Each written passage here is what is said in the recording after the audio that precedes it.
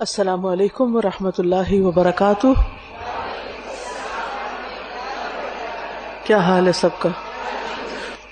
نحمده ونصلی علی رسولہ الکریم. اما بعد فاعوذ باللہ من الشیطان الرجیم. بسم اللہ الرحمن الرحیم.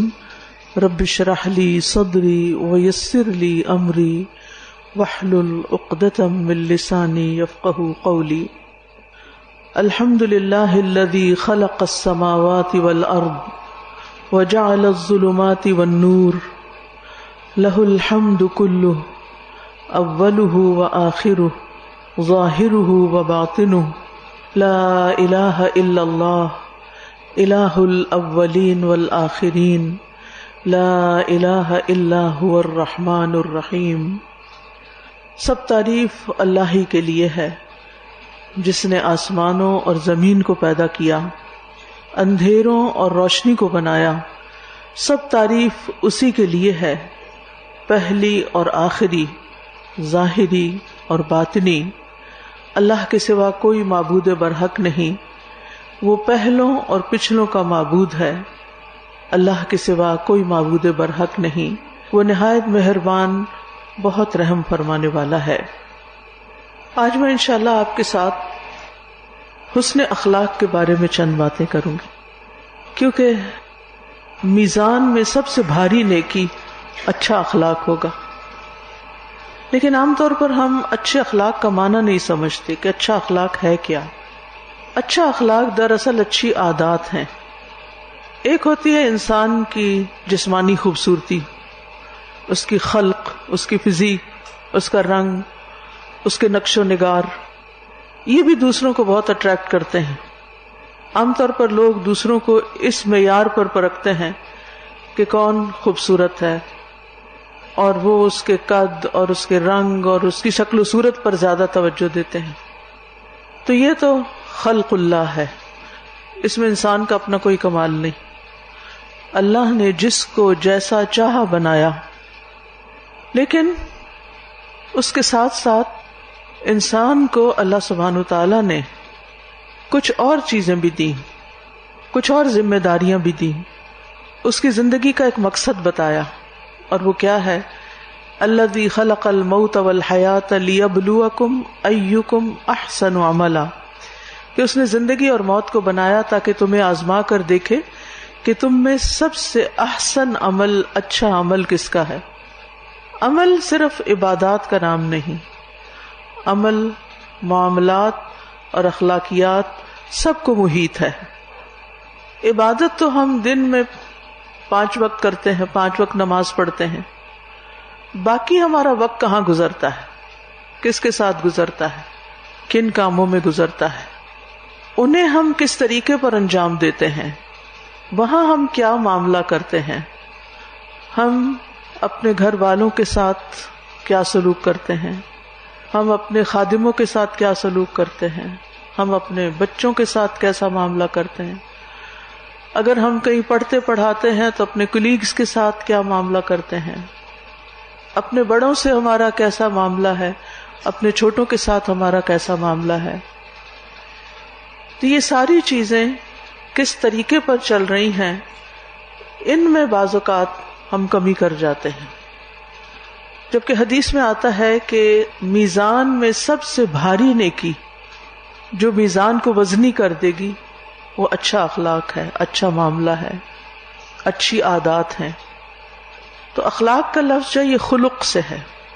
خلق عادت کو کہتے ہیں کہ انسان کی عادتیں کیسی ہیں، اس کے بولنے کا انداز کیا ہے، اس کے دیکھنے کا انداز کیا ہے، اس کے چلنے کا طریقہ کیا ہے، اس کے بات کرنے کا، اس کے سوچنے کا، اس کا لین دین، اس کا رکھ رکھاؤ، اس کا دوسروں کے ساتھ تعلق، یہ سب کچھ کیسا ہے؟ کیا خوبصورت ہے، کیا بدصورت ہے، یا ان دونوں کے بیچ میں کچھ ہے؟ جسمانی خوبصورتی کا تو ہم خوب لحاظ رکھتے ہیں، یعنی ہم میں سے خصوصاً خواتین اپنے لکس کے بارے میں بہت زیادہ کانشیس ہوتے ہیں. اور اب آپ دیکھیں کہ اس وقت ملک کے اندر جتنی بھی غربت ہے، پریشانی ہے، بدحالی ہے، لیکن اس کے باوجود پارلرز کی رونق، بیوٹی کلینکس کی رونق اور خوبصورت بننے کے نت نئے طریقوں کی ایجاد جو ہے اس میں کوئی کمی نہیں آئی، بلکہ پہلے سے بھی زیادہ یہ چیزیں ہو گئی ہیں۔ کیوں؟ اس لیے کہ ہم نے اپنی خوبصورتی کا معیار کیا بنا لیا؟ صرف خوبصورت لکس، کہ ہم دیکھنے میں اچھے لگیں، ہم فٹ نظر آئیں، ہمارے بال خوبصورت ہوں، ہماری آنکھیں خوبصورت ہوں، لہذا جسم کے ایک ایک حصے کی بیوٹیفیکیشن کے لیے طرح طرح کے آلات ایجاد ہو گئے، اور ہمارا مال اور ہمارا وقت اور ہمارا سرمایہ اور ہماری کوششیں ساری اسی کام میں لگ گئیں۔ جبکہ دوسری طرف اصل انسان کا حسن اس کے اخلاق کا حسن ہے، اس کے رویے کا حسن ہے، اس کے طور طریقوں کا، کہ اس کی عادات کیسے ہیں، اس کے مینرز کیسے ہیں، اس کا کیریکٹر کیسا ہے۔ اس طرف دن بدن توجہ کم ہوتی چلی جا رہی ہے۔ لہٰذا مجھے خود اور آپ سب کو بھی اپنا اپنا جائزہ لینا ہے قرآن و سنت کی روشنی میں کہ اچھے اخلاق کا جو معیار قائم کیا گیا ہے ہم اس پر کتنا پورا اترتے ہیں، کیونکہ یہ انسانی زندگی کا قیمتی سرمایہ ہے، عظیم اثاثہ ہے۔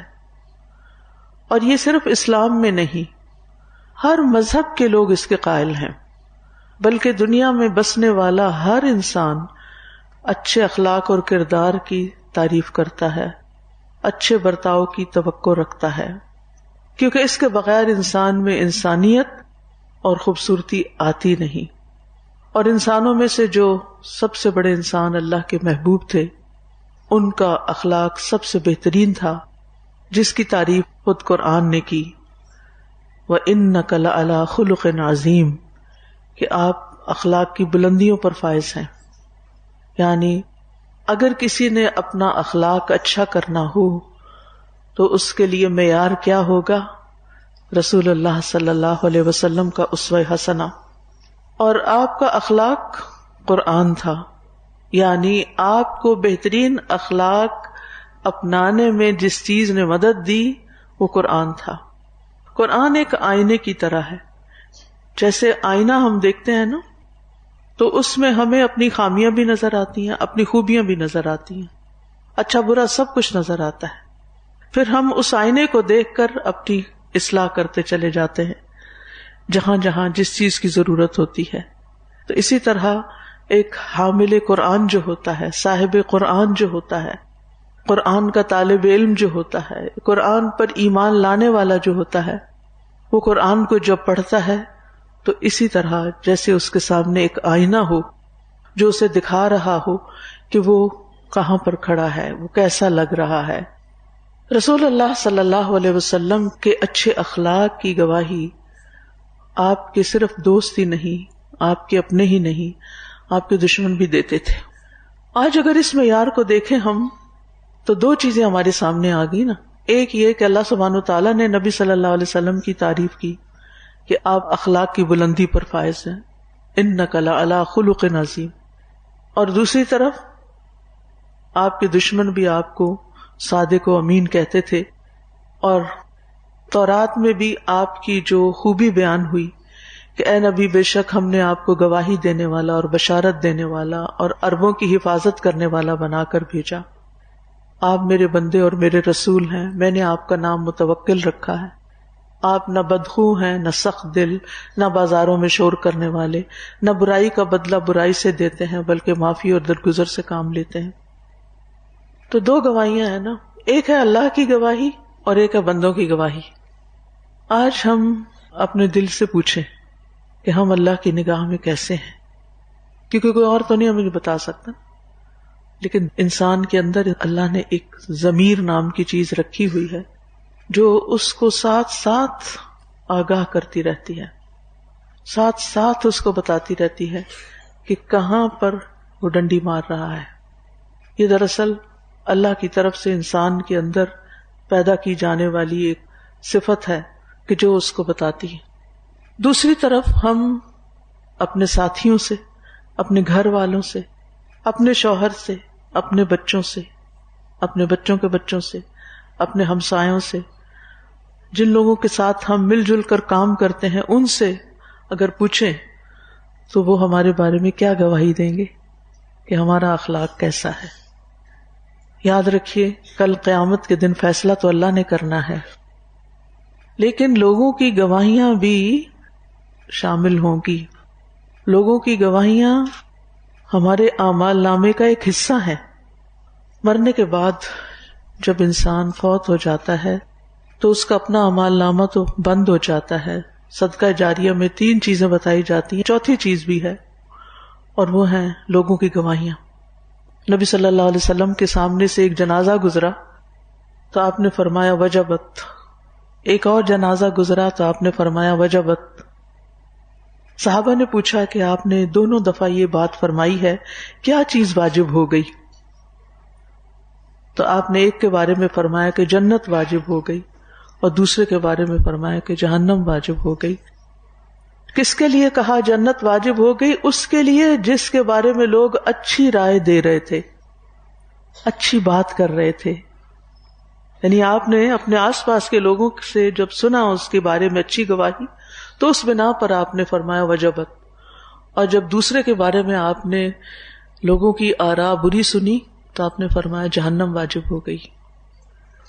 تو لوگوں کا ہمارے بارے میں کیا اوپینین ہے یہ میٹر کرتا ہے. ہم یہ نہیں کہہ سکتے ہمیں کوئی فرق نہیں پڑتا، آئی ڈونٹ کیئر، مجھے کون کیا کہتا ہے، مجھے تو بس سچ بولنا ہے اور حق بات کرنی ہے اور صحیح بات کرنی ہے. اور پھر اس حق سچ بات کہنے کا ایسا بھونڈا انداز ہوتا ہے کہ وہ جس معاملے میں سچ بولا جا رہا ہوتا ہے وہ بھی وہاں جا کے فٹ نہیں بیٹھتا. کیونکہ جب ہم صرف اپنی نظر سے چیزوں کو دیکھ رہے ہوتے ہیں، صرف اپنی سوچ کے تحت یا اپنی اینک کے ساتھ دیکھ رہے ہوتے ہیں تو چیزیں مختلف نظر آتی ہیں، لیکن بعض اوقات حقیقت میں وہ کچھ اور ہوتی ہیں. تو اس لیے ہم سب کو سوچنا چاہیے، اپنے آپ کا خود جائزہ لینا چاہیے، اپنا خود حساب لینا چاہیے، محاسبہ کرنا چاہیے کہ میرے بارے میں یہ 2 گواہیاں کیسی ہوں گی، میں اللہ کی نظر میں کیسی ہوں، میں بندوں کی نظر میں کیسی ہوں. اور اس بات کی فکر کرنی چاہیے کہ ہم مرنے کے بعد کہاں ہوں گے، کس حال میں ہوں گے.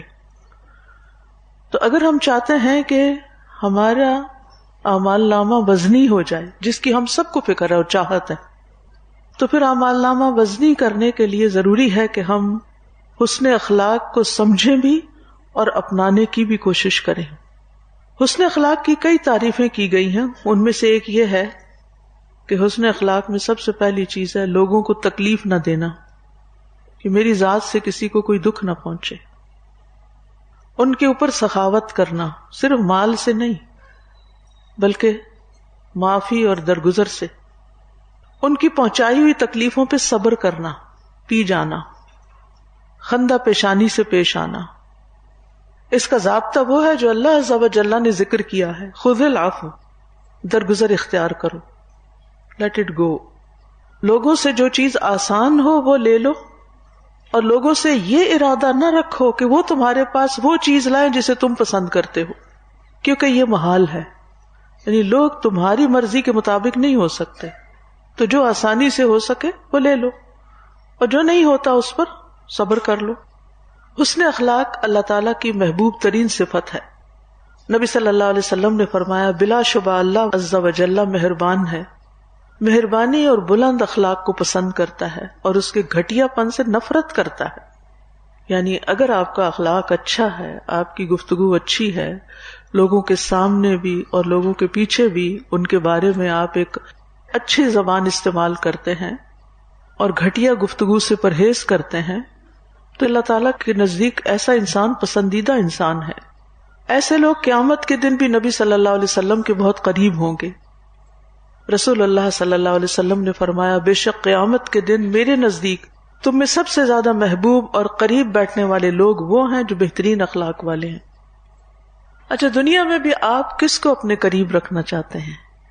کس کی کمپنی میں بیٹھنا چاہتے ہیں؟ کس کے ساتھ مل کے خوش ہوتے ہیں؟ تو ایک ہی بات ہوگی کہ جس کا اخلاق اچھا ہو.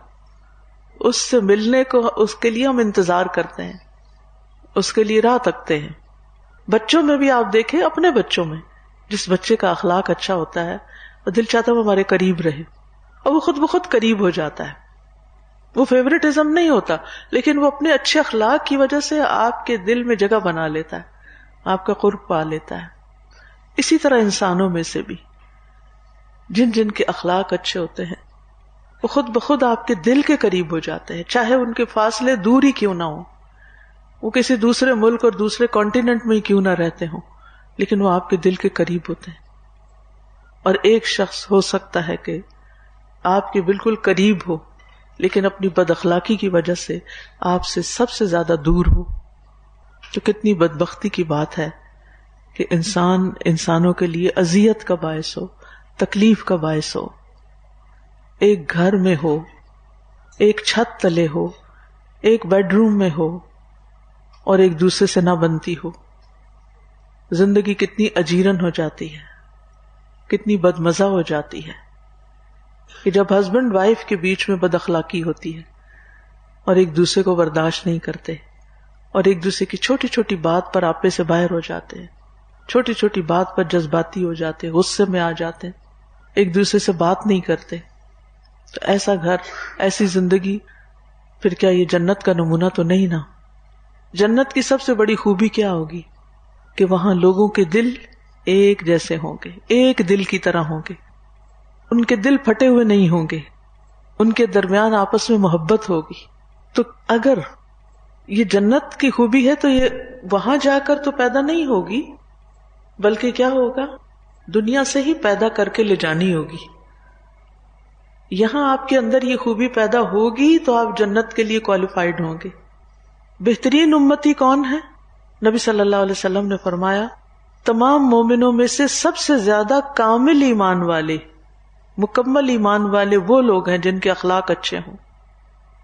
ایک اور روایت میں ہے میری امت کے بہترین لوگ وہ ہیں جو اخلاق کے لحاظ سے سب سے اچھے ہیں. نبی صلی اللہ علیہ وسلم نے فرمایا ابن آدم نے کوئی ایسا عمل نہیں کیا جو نماز اور آپس میں صلح کروانے سے اور اچھے اخلاق سے بہتر ہو. یعنی 3 چیزیں: اچھی طرح نماز پڑھنا، لوگوں کے درمیان جھگڑے نپٹا دینا، آپس کے تعلقات کو اچھا کر دینا، خاندانوں کے جھگڑے نپٹانا، دوستوں کے بیچ میں سے بدگمانیاں دور کرنا اور اچھے اخلاق سے لوگوں کے ساتھ معاملہ کرنا. تو ایمان پر استقامت کے بعد نبی صلی اللہ علیہ وسلم نے فرمایا اپنے اخلاق کو اچھا کر لو، ثابت قدم رہو اور اپنا اخلاق اچھا کرو. ایک اور روایت میں آتا ہے بے شک مومن اپنے اچھے اخلاق سے روزہ دار اور قیام کرنے والے کا درجہ حاصل کر لیتا ہے. روزہ دار یعنی روزہ رکھنے ایک مشکل کام ہے اور راتوں کو قیام ایک مشکل کام ہے. یہ ابرار اور صالحین کی صفت ہے، لیکن ایک شخص اپنے اچھے اخلاق کی وجہ سے اس مقام کو جا پہنچتا ہے. اور ایسے لوگ جن کا اخلاق اچھا ہو، نبی صلی اللہ علیہ وسلم نے فرمایا میں جنت کی اعلیٰ منازل میں ایک محل کا اس شخص کے لیے ذمہ لیتا ہوں جو اپنے اخلاق کو اچھا بنا لے. جنت کے اعلیٰ ترین درجے، درمیان میں وہ جو مزاح میں بھی جھوٹ چھوڑ دے، اور جنت کے ایک سائڈ پر اس کا گھر جو حق پہ رہتے ہوئے جھگڑا چھوڑ دے، حق پہ رہتے ہوئے جھگڑا چھوڑ دے. اور اسی طرح جہاں اچھے اخلاق کی تعریف کی گئی وہاں برے اخلاق کی مذمت بھی کی گئی ہے. جابر رضی اللہ عنہ سے روایت ہے کہ رسول اللہ صلی اللہ علیہ وسلم نے فرمایا قیامت کے دن میرے نزدیک تم میں سے سب سے زیادہ محبوب اور قریب بیٹھنے والے لوگ وہ ہیں جو بہترین اخلاق والے ہیں، اور سب سے زیادہ ناپسندیدہ اور دور رہنے والے لوگ وہ ہیں جو زیادہ باتیں کرنے والے، باتونی، بلا سوچے سمجھے اور بلا احتیاط بولنے والے اور تکبر کرنے والے. یہ نبی صلی اللہ علیہ وسلم کے سب سے ناپسندیدہ لوگ ہوں گے اور آپ سے بہت دور ہوں گے. ہم قیامت کے دن کیا چاہیں گے کہ ہمیں کہاں جگہ ملے، قریب جگہ ملے یا دور جگہ ملے؟ تو یہ صرف سوچنے سے نہیں ہوگا، تمنا سے نہیں ہوگا، بلکہ کچھ کرنے سے ہوگا. اور اس میں خاص طور پر جو اخلاق کی انڈیکیشن یہاں دی جا رہی ہے اچھے اخلاق کی، وہ ہے زبان کا صحیح استعمال، احتیاط سے بات کرنا، کسی کے بارے میں کوئی بات کرنا یا کسی فیکٹ کے بارے میں یا کسی چیز کے بارے میں اظہار خیال کرنا بہت ہی احتیاط کے ساتھ، نپے تلے لفظوں کے ساتھ، چچی تلی بات. اور پھر آپ دیکھیے کہ نبی صلی اللہ علیہ وسلم نے برے انسان کی کیا صفت بتائی کہ سب سے بدترین انسان وہ ہوگا جسے لوگوں نے اس کے شر سے بچنے کے لیے چھوڑ دیا ہوگا، کہ جب اس کے پاس جاتے ہیں، جب بیٹھتے ہیں، کوئی چبھنے والی بات کر دیتا ہے، کوئی ایسی بات کہہ دیتا ہے کہ جو تکلیف دہ ہوتی ہے، تو ایسے شخص سے بچ کے رہو. لوگ ملنا جلنا چھوڑ دیتے ہیں. آپ دیکھیں آج کل خاندانوں کے اندر کتنی ناچاکیاں ہیں. شاید ہی کوئی خاندان ایسا ہو جس میں یہ کہا جا سکے کہ ان میں سے کوئی دو افراد آپس میں ناراض نہیں ہیں، یا دو بہن بھائی لڑے ہوئے نہیں ہیں، یا دو فیملیز جو ہیں ان کا آپس میں تعلق خراب نہیں ہے. ہر خاندان میں ایسے جھگڑے اور فساد اور بد اخلاقیاں، تو یہ مسلمانوں کی صفت تو نہیں ہے. نبی صلی اللہ علیہ وسلم نے یہ بھی فرمایا کہ مومن کے لیے قابل مذمت اخلاق فحش کلامی ہے، بیہودہ باتیں، فحش باتیں، اور فحش باتوں میں گالی گلوچ وغیرہ بھی آتا ہے، اور اللہ تعالیٰ فحش گوئی اور بے حیائی کو پسند نہیں کرتا. تو اب آپ دیکھیے کہ ہمیں اپنی زندگی میں کچھ اصول بنانے ہیں اور مختلف چیزوں پر کام کرنا ہے. سب سے پہلے ہمیں اللہ سبحانہ وتعالیٰ کے ساتھ اپنے تعلق کو درست کرنا ہے، اس کا جائزہ لینا ہے، اس کا حساب لینا ہے، اللہ کے رب ہونے پہ راضی ہونا ہے، دل کی خوشی کے ساتھ اللہ تعالیٰ کے احکامات بجا لانا. یہ حسن اخلاق کی بنیادیں ہیں، کیونکہ ہمیں اخلاق کا سورس تو قرآن و سنت ہی ہے نا، ہمیں سب کچھ لینا تو وہاں سے ہی ہے. تو اگر ہم اللہ کے رب ہونے پہ راضی نہیں اور دل کی خوشی سے اس کے احکامات نہیں لیتے تو پھر ہمارا اخلاق اچھا نہیں ہو سکتا. تو دل کی خوشی، پھر یہ دیکھنا کہ کیا ہمیں عبادت میں راحت ملتی ہے یا نہیں، میری عبادت باعث راحت ہے یا نہیں، مجھے نماز کا انتظار رہتا ہے یا نہیں، میں شوق کے ساتھ نماز کی طرف لپکتی ہوں یا نہیں. اگر شوق کے ساتھ آپ نہیں جاتے نا، یا پھر اللہ تعالیٰ کا کوئی بھی حکم خوشی سے اور شوق کے ساتھ نہیں مانتے، تو گویا آپ کا اللہ تعالیٰ سے تعلق اچھا نہیں، آپ اس کے رب ہونے پہ راضی نہیں. لہذا ہمیں اپنی نمازوں کا جائزہ لینا ہے. نبی صلی اللہ علیہ وسلم کیوں فرماتے تھے قم یا بلال اقم فارحنا بالصلاۃ، اے بلال اٹھو اور ہمیں نماز کے ساتھ راحت پہنچاؤ. نماز ان کے لیے باعث راحت تھی، کیونکہ نماز آپ کو وہ اسٹرینتھ فراہم کرتی ہے، وہ سکون عطا کرتی ہے، وہ خوشی عطا کرتی ہے کہ جس کے بعد پھر آپ نماز پہ جب سلام پھیر کے اٹھتے ہیں تو پھر جو بھی سامنے نظر آتا ہے اس کے ساتھ آپ بھلے مانس طریقے سے بات کرتے ہیں، کیونکہ آپ کی نماز ایسی کہ آپ نماز میں کام ڈاؤن ہو چکے ہیں، آپ راحت کے فیز میں آ چکے ہیں، آپ پرسکون ہو چکے ہیں. تو جو شخص پرسکون ہی نہیں، بے چین طبیعت ہے، جس کو کہیں چین ہی نہیں، وہ جب کسی انسان سے بات کرے گا تو اس کا اخلاق اچھا کہاں سے رہے گا. تو جب تک نماز اچھی نہیں ہوتی اخلاق بھی اچھا نہیں ہو سکتا. لہذا ہمیں اپنی نمازوں میں آنکھوں کی ٹھنڈک تلاش کرنی ہے. صبح اٹھیں، فجر کے لیے خوشی سے اٹھیں، سکون سے نماز پڑھیں، سکون سے اذکار کریں، سکون سے دعائیں مانگیں، اللہ سے اپنے دل کا حال بیان کریں، اس کے سامنے اپنی فریادیں رکھیں، سارے دکھ درد پریشانیاں غم، اور اگر ہو سکے تو تھوڑا اس سے پہلے اٹھ جائیں تہجد کے لیے. لیکن اگر تہجد کے لیے نہیں بھی اٹھ سکتے اور فجر ہی کے لیے اٹھیں تو ارلی اٹھیں تاکہ سکون سے نماز پڑھیں، ہبڑ دبڑ نہ ہو، جلد بازی نہ ہو. اور آپ دیکھیں گے کہ اگر آپ نے رات کو کوئی برے خواب دیکھے ہیں یا پریشان اٹھے ہیں، لیکن جو ہی آپ نماز کے بعد اذکار وغیرہ سے فارغ ہوں گے تو آپ بالکل ہلکے پھلکے ہو چکے ہوں گے. ذکر ایک غذا ہے. انما اشکو بثی وحزنی الی اللہ، بندوں سے نہیں شکوے اور گلے، بلکہ جو بندہ اپنے معاملات اللہ کے سپرد کر دیتا ہے اسے بندوں سے گلے شکوے رہتے ہی نہیں، کیونکہ اس نے ہر چیز اللہ کے حوالے کی ہوئی ہے اور وہ اللہ ہی سے توقع رکھتا ہے کہ وہ اس کو درست کرے گا. اپنی سی کوشش کرتا ہے اور باقی سارے معاملات اللہ کے آگے. وہ دعائیں مانگتا ہے، جہاں اس کو مشکل پیش آتی ہے پہلی چیز اللہ کی طرف رجوع. یہ ہے اللہ سے تعلق اچھا ہونے کی علامت. یہ میں کچھ انڈیکیٹرز دے رہی ہوں آپ کو کہ ان کی روشنی میں اپنے آپ کو پہچانے کہ پہلا کام کیا کرتے ہیں. واقعی ایسا ہی ہوتا ہے کہ جو پریشانی سامنے آئی تو آپ کا دھیان فوراً اللہ کی طرف گیا. فوضت امری الی اللہ الجأت ظہری الی اللہ. میں نے اللہ کی طرف رجوع کیا، اللہ ہی کا سہارا لیا، اللہ ہی کے سپرد اپنے معاملات کر دیے. ہر چیز کے شر سے مجھے اللہ ہی بچانے والا ہے. اور پھر نماز سے آپ اٹھ جاتے ہیں تو قرآن کی طرف جاتے ہیں. ان قرآن الفجر کان مشہودا. اگرچہ فجر کی نماز کو بھی قرآن کہا گیا یہاں کیونکہ اس میں لمبی تلاوت کی جاتی ہے، لیکن آپ دیکھیں کہ اگر آپ اس وقت تلاوت قرآن کرتے ہیں، کیونکہ سب سے زیادہ یکسوئی کا وقت صبح کا ہوتا ہے، لوگوں سے ملاقات سے پہلے آپ قرآن سے ملاقات کرتے ہیں. پھر آپ دیکھیں کہ قرآن کھولا، دل کی کیفیت کیا ہے، کس شوق اور کس خوشی سے. کیونکہ جب تک شوق سے نہیں کھولیں گے، آپ صرف ایک حاضری لگانے آئے ہیں کیونکہ وہ ہمیں کہا گیا تھا الوداع میں کہ روز قرآن پڑھا کرو تو اس لیے ہم روز قرآن پڑھتے. نہیں، یہ ریزن نہیں ہونی چاہیے کہ کسی نے آپ کو کہہ دیا یا آپ کی امی پڑھتی تھی تو آپ بھی عادتاً رواجن پڑھ رہے ہیں. ایک محبت کے ساتھ اٹھائیں اس کو، سینے سے لگائیں اس کو، آپ کی آنکھوں کو راحت ملے اس سے. اگر سارے معنی پر غور نہیں بھی کر سکتے تو کم از کم کوئی ایک دو آیتیں تو ضرور سلیکٹ کر لیں کہ جن میں سے کوئی مقصد یا کوئی سبق لے کے آپ اٹھیں، کوئی رہنمائی لے کے اٹھیں. کیونکہ کتاب سب سے پہلے اپنا مقصد یہی بتاتی ہے کہ ذالک الکتاب لا ریب فیہ ھدی للمتقین.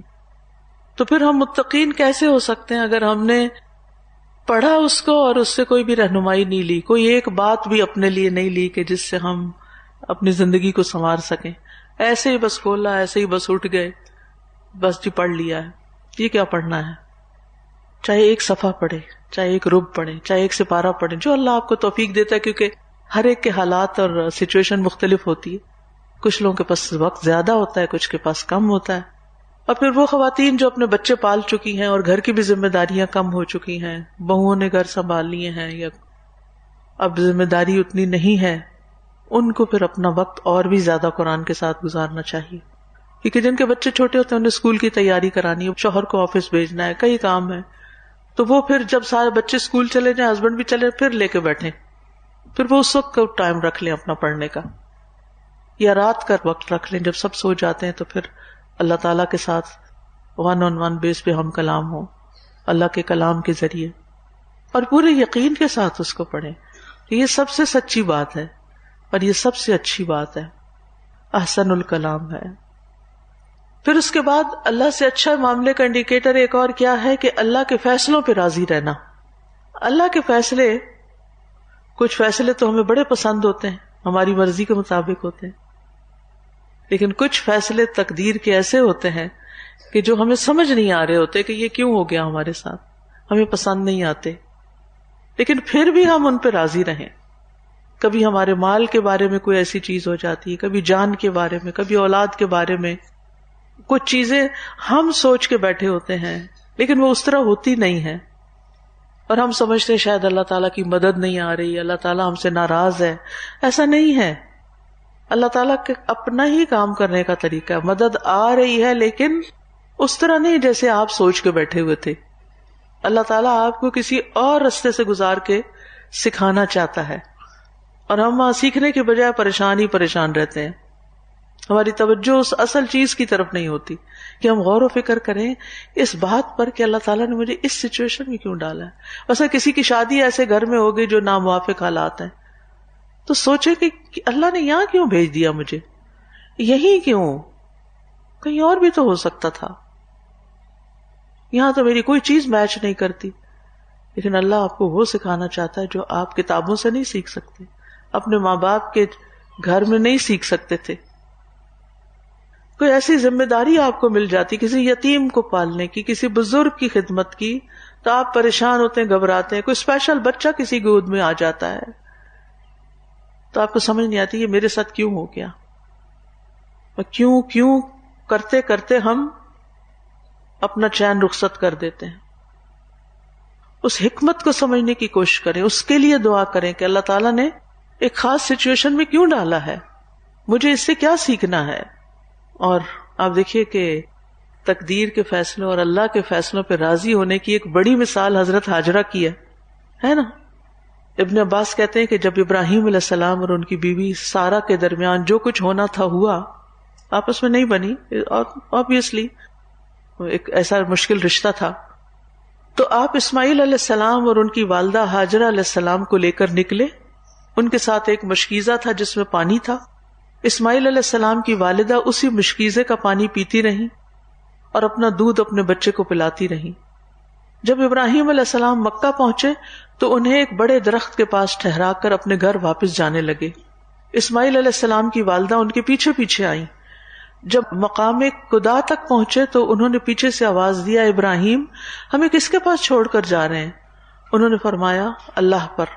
ہاجرہ علیہ السلام نے کہا رضیت باللہ، رضیت باللہ. پھر حضرت ہاجرہ اپنی جگہ پہ واپس چلی آئیں اور اسی مشکیزے سے پانی پیتی رہی اور اپنے بچے کو دودھ پلاتی رہی.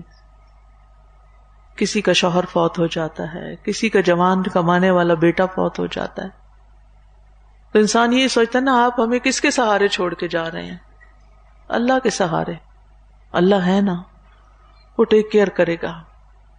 دنیا کے سارے سہارے وقتی سہارے ہیں جن کو ہم اپنا سہارا سمجھتے ہیں. اصل سہارا تو اللہ کی ذات ہے. جس نے اللہ کو تھام لیا اس نے ایسا مضبوط کڑا پکڑا کہ جو کبھی ٹوٹنے والا ہے ہی نہیں، وہ کبھی ساتھ نہیں چھوڑتا.